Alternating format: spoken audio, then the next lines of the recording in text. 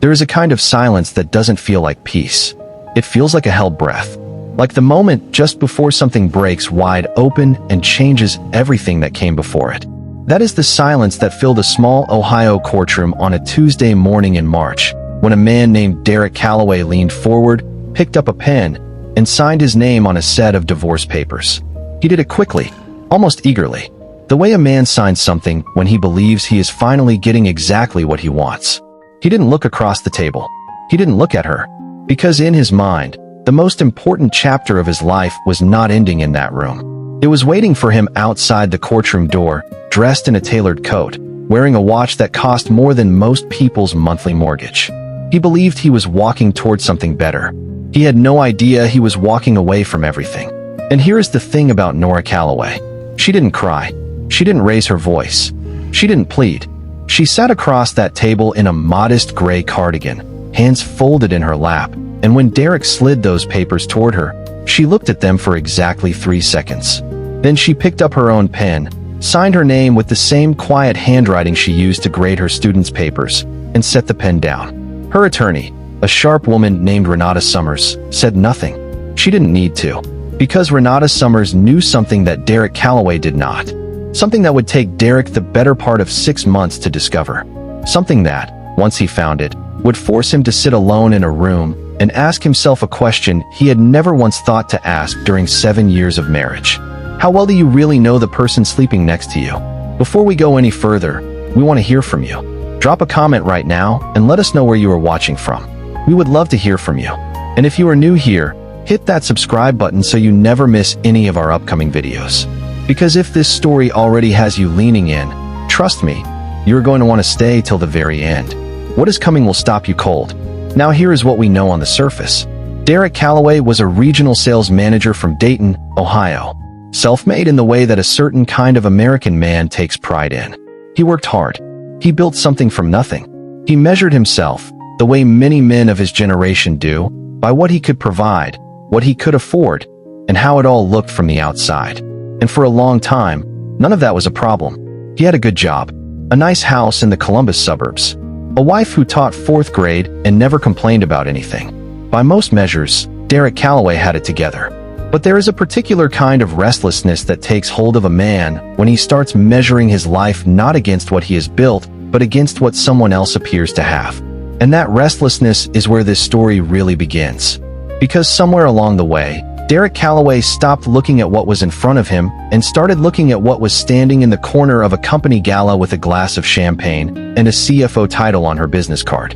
Her name was Vanessa Pruitt. And to Derek, Vanessa represented everything that visible success was supposed to look like. The right address, the right car, the kind of social confidence that only comes from a life spent in rooms where money is never a question. He looked at Vanessa and saw an upgrade. He looked at Nora and saw ordinary. And so he made a choice that felt, to him, like courage. A choice that would turn out to be the single most expensive miscalculation of his entire life. And the most haunting part is not what Derek lost. It is what Derek never even knew he had. To understand how a story like this is even possible, you have to go back to the beginning. Not the beginning of the marriage, but the beginning of the people. Because Derek Calloway and Nora Calloway did not come from the same world. They just happened to end up in the same one, for a while. Derek grew up in Dayton, Ohio, in a neighborhood where nobody talked about trust funds or inherited wealth, because those things simply did not exist. His father worked in manufacturing. His mother cleaned offices on the overnight shift. Derek watched both of them grind themselves down for decades, and he made a decision early on that his life would look different. Not just feel different. Look different. He was the first in his family to finish college. He got a sales job straight out of Ohio State, worked his way up through 3 companies in 8 years, and by his mid-30s had landed a regional management role that came with a company car and a salary that made his father go quiet with a pride he didn't quite know how to express. Derek was not a bad man. It is important to say that clearly. He was a man shaped by a particular hunger that American life is very good at creating and very poor at satisfying. Nora Whitfield grew up in a different kind of quiet. Not the quiet of struggle, but the quiet of deliberate restraint. Her grandfather, Edmund Whitfield, had built a logistics company in the 1960s starting with a single truck, a route between Cincinnati and Louisville, and a stubbornness that his family still talks about the way some families talk about legends. By the time Edmund died in 2003, Whitfield Crest Capital Holdings managed interests in freight logistics, commercial real estate, and a series of technology investments made in the late 1990s that turned out to be extraordinarily well-timed. Edmund was a man who understood something about wealth that most wealthy people never learn. He understood that the loudest money is rarely the safest money. He built quietly, he grew quietly, and he raised his granddaughter, Nora, with one governing principle that she absorbed so completely it became invisible even to the people closest to her. The principle was this: never let money become the most interesting thing about you.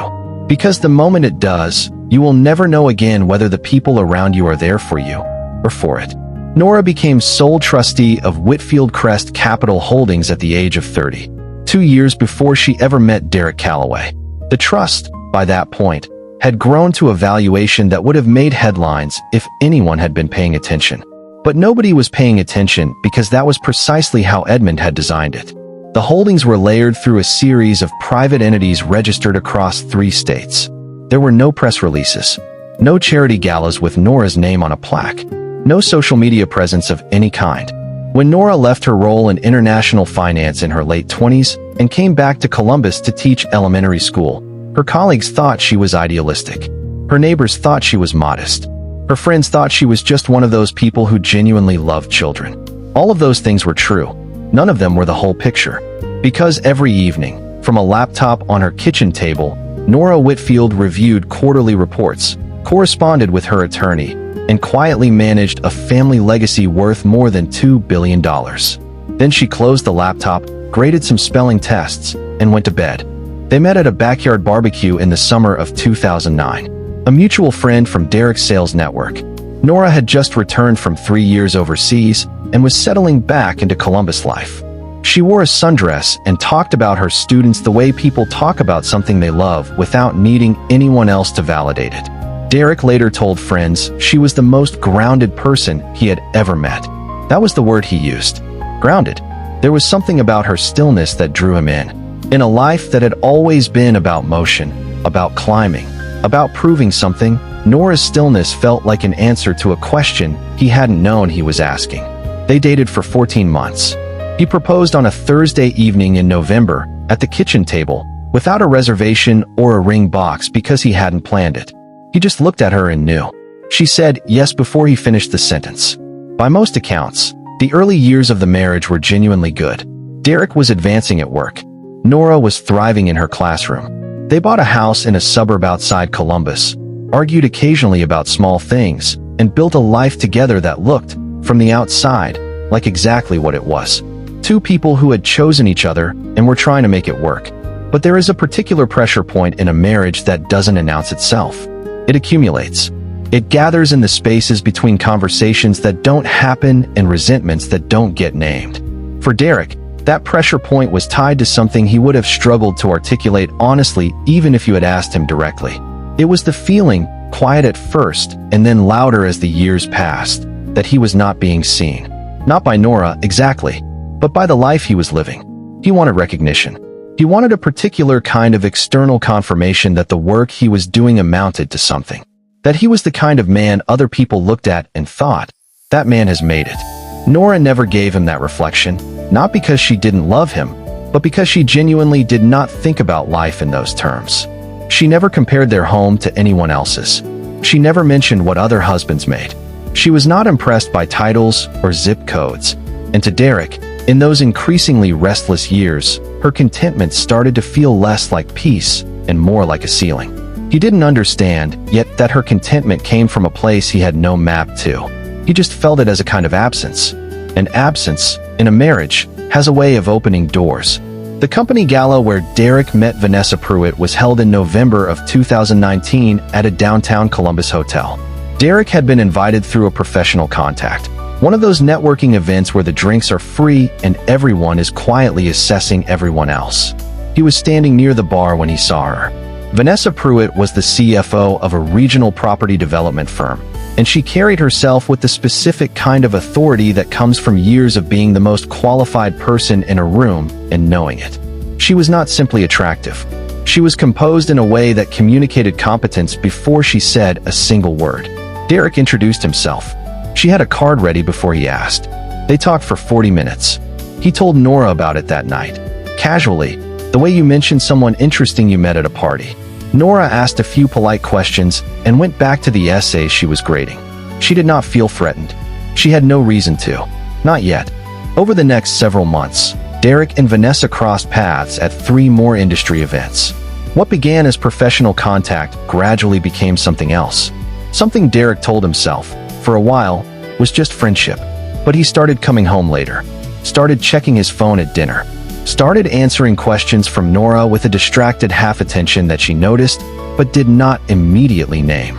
Because Nora Calloway was not a woman who jumped to conclusions.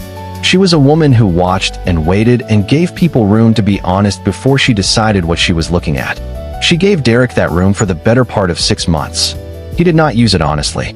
By the spring of 2020, the emotional distance in their marriage had become a physical distance as well. They were sleeping in the same bed and living in entirely separate emotional worlds. And Derek, by this point, had stopped trying to close the gap.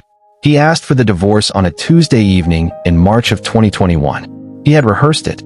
You could tell by the way he started talking, each sentence connecting to the next with the kind of careful sequencing of a man who had been preparing his case for weeks. He talked about growing apart, about wanting different things, about feeling like they had both changed. Nora sat across from him at the kitchen table and listened to every word without interruption. When he finished, the house was very quiet. And then Nora asked him one question. Just one. She said, "Are you sure?" He said yes. She nodded. She stood up, walked to the sink, rinsed out her coffee mug, and said goodnight. Derek had been prepared for almost every reaction except that one. The absolute absence of reaction. He later told a friend he had expected her to fight for the marriage. Her silence, he said, confirmed to him that they had both already let go. He was reading her completely wrong, but he would not understand that for a very long time. The divorce proceedings moved quickly, which was what Derek wanted. His attorney advised him, more than once, to request a full financial disclosure from Nora before agreeing to any settlement terms. Derek declined that advice with a certainty that his attorney would later describe, in carefully chosen words, as premature. Derek's position was straightforward. Nora was a schoolteacher. She had a modest salary, a shared mortgage, and no significant assets of her own that he was aware of. A full financial disclosure would only slow things down. He wanted out cleanly and quickly, so he waived the request. He signed off on a settlement that divided their jointly held property, released any claims against premarital assets, and was finalized in a courthouse in Columbus on a Tuesday morning in March. Renata Summers, sitting beside Nora with a leather folio on the table in front of her, did not correct Derek's assumptions about what Nora did or did not own. She had no legal obligation to, and she did not. Derek moved into Vanessa's condominium in the short north neighborhood of Columbus 3 weeks after the divorce was finalized. It was a different kind of life, and he leaned into it completely. Better restaurants. A social circle that included people with serious money, and the kind of casual confidence about it that Derek had always admired from a distance. For the first time in his adult life, he felt like he was inside the room he had always been standing outside of. He told a longtime friend that he finally felt like himself. That he finally felt like the life he was living matched the version of himself he had always been working toward. He meant every word of it. He was also, in ways he could not yet see, operating on a completely false set of assumptions about the world he had just left behind. Meanwhile, Nora Calloway bought a 12-acre property on the outskirts of Columbus. Cash transaction. No mortgage. No announcement. She continued teaching. She continued grading papers. She drove the same Honda she had driven for 6 years. Her colleagues noticed nothing different. Her students noticed nothing different. The only observable change in Nora's life, in the months following the divorce, was that she seemed slightly lighter. Not happier in a showy way, just lighter. Like something that had been resting on her shoulders for a long time had finally been set down. The first crack in Derek's understanding of his own story arrived 6 months after the divorce, on a Wednesday night in September.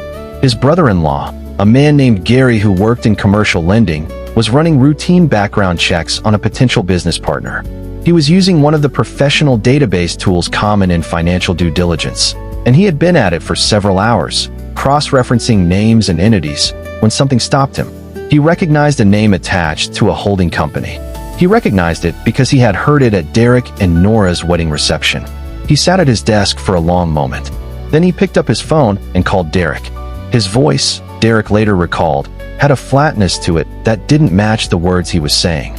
He said, "Hey, I think I might have found something, and I'm not sure what to do with it." Derek told him to just say it. Gary said, "Did you know that Nora is listed as the principal trustee of something called Whitfield Crest Capital Holdings?" Derek laughed. He laughed the way a man laughs when he is certain the other person has made a mistake. He told Gary he must have the wrong Nora. He told him that there were probably a dozen women in Ohio named Nora. Gary read back the full legal name, the birth date, the Columbus address, the same address where Derek had lived for 5 years. Derek stopped laughing. Derek spent the next 3 days doing something he had never once done during 7 years of marriage. He researched his ex-wife. He sat at his desk at night, long after Vanessa had gone to sleep, and he pulled thread after thread on a life he had been living beside without ever truly seeing. What he found did not reveal itself all at once. It came in layers, the way truth sometimes does when it has been quietly present for a very long time and simply never been looked for. Whitfield Crest Capital Holdings traced back to Edmund Whitfield, Nora's maternal grandfather. The original logistics company Edmund had founded in 1962 had expanded through the 70s and 80s before being partially liquidated and reinvested into commercial real estate across 4 states. The real estate portfolio had been managed conservatively and had grown substantially. But the piece that stopped Derek entirely was the technology stake. In 1999, Edmund Whitfield had invested a significant sum into an early-stage logistics software company that, a decade later, became something much larger. The compounded value of that stake alone was staggering. Derek found a filing, a routine regulatory document from a state corporate registry. The estimated value of assets under trust management appeared in a footnote. He read it twice. He read it a third time. He sat back in his chair in the dark of his home office and did not move for a very long time. He called Nora on a Sunday afternoon. She picked up on the second ring. For a moment, neither of them said anything. Then Derek said her name, and something in the way he said it must have told her everything she needed to know about why he was calling, because she didn't ask what he wanted. She just waited. He asked her about the trust. He kept his voice careful, measured, the way a man talks when he is not sure yet whether he is angry or devastated or simply lost. There was a pause on Nora's end, not a long one. Then she said something that Derek would repeat, word for word, to at least 3 different people in the weeks that followed. She said, "You never asked, Derek." That was all. He pushed back. He said she had kept something from him for their entire marriage. She said, calmly, that the trust was a premarital asset that had always been managed separately, that it had never been combined with their marital finances, and that she had never once claimed to be something she wasn't. She said the money was never a secret. It was simply private, and he had never been curious enough to ask. The line went quiet again. Derek asked her why she had never told him. Nora thought about this for a moment. Then she said, "I wanted you to love me for the things you could actually see." He didn't have a response to that. He didn't call back. Vanessa Pruitt found out on a Thursday evening 3 weeks later. A mutual contact, someone who moved in the same professional circles and had seen the Business Journal piece that was beginning to circulate quietly in Columbus financial circles, sent Vanessa a message with a link attached and a single line of text. "Is this Derek's ex-wife?" Vanessa opened the link at her kitchen counter while Derek was in the other room. The article was a brief profile, the kind that business publications run on significant regional figures, and it named Nora Calloway as the principal trustee of a private holding company with an estimated valuation that Vanessa, as a CFO, understood immediately and completely. She read it once. Then she put her phone face down on the counter and stood there for a moment with her hand flat on the marble. She did not say anything to Derek that night. She thought about it for 2 days before she brought it up. The conversation that followed was, by all accounts, not a short one. Here is what Nora Calloway did not do. She did not go to the press. She did not call Derek back. She did not post anything on social media. She did not hire a publicist or give interviews or allow herself to become the protagonist of a public story about a woman scorned and proven right. That was not who she was. It was not how Edmund Whitfield had raised her to move through the world.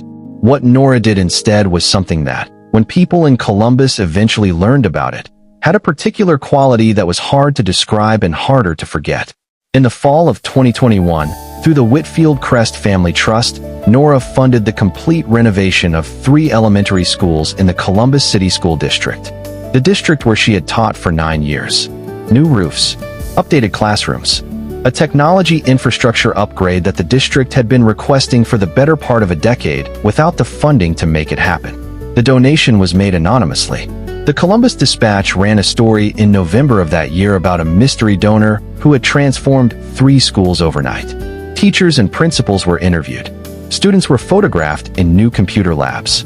Nobody in that coverage knew the donor's name. The anonymity held for just over a year. In January of 2023, a regional business journal ran a profile that finally identified Nora by name. It was time to a significant commercial real estate acquisition that the Whitfield Crest Trust had just finalized, the kind of transaction that generates enough documentation to eventually surface in financial reporting. The profile was not sensational. It was straightforward. It described the trust, its history, its scope, and its current principal trustee. It included a photograph. And in a sidebar, almost as an aside, the journalist mentioned the school renovations and confirmed the anonymous donor had been Nora Calloway. The estimated current valuation of Whitfield Crest Capital Holdings, listed in the article's 3rd paragraph, was $2.3 billion. Derek saw the article on his phone on a Tuesday morning. He was sitting across from Vanessa at a coffee shop near their building. He read it without saying anything. Then he set his phone down on the table, face up, so that Vanessa could see the screen. She read it. Then she looked at him. He looked at her. Whatever passed between them in that moment, neither of them has spoken about publicly. But people who know them both say that things between Derek and Vanessa were never entirely the same after that morning. The deeper layer of this story, the part that stays with you long after the surface details have faded, is not really about money. It is about what Edmund Whitfield told Nora when she was 22 years old, and he was preparing to put her name on documents that would one day make her one of the wealthiest private individuals in Ohio. He sat with her at his kitchen table in the house where he had lived for 40 years, and he said this: "The people who love your money will always find you. But the people who love you before they know about the money, those are the people worth keeping. Make sure you know the difference before it costs you." Nora had taken those words seriously. She had built her entire adult life around them. She had chosen a career that had nothing to do with wealth. She had lived on a teacher's salary by choice. She had driven a used car and clipped grocery coupons and shared a modest suburban home because she wanted to understand, clearly and without any interference, exactly who the people around her were choosing to be. Derek Calloway had made his choice. He had made it clearly and with conviction. And in doing so, he had answered a question Nora had been asking quietly for years. Nora Calloway does not give interviews. She is not interested in being a cautionary tale or an inspiration or a trending topic. By all accounts, she is doing exactly what she has always done: teaching, managing the trust, living on that 12-acre property outside Columbus with what her colleagues describe as the same quiet contentment that was always her most distinctive quality. The schools she renovated are full of children. That appears to matter to her more than most things. Derek Calloway has not spoken publicly about any of this. People who know him say he is, by most measures, still doing fine, still working, still building, but that there is something in him now that was not there before. A kind of recalibration that happens to a man when he realizes that the system of values he used to measure his life was missing an entire category. He had been grading everything on a scale that did not have a column for the things he could not see. And the most valuable thing in his life had been invisible to him every single day for 7 years.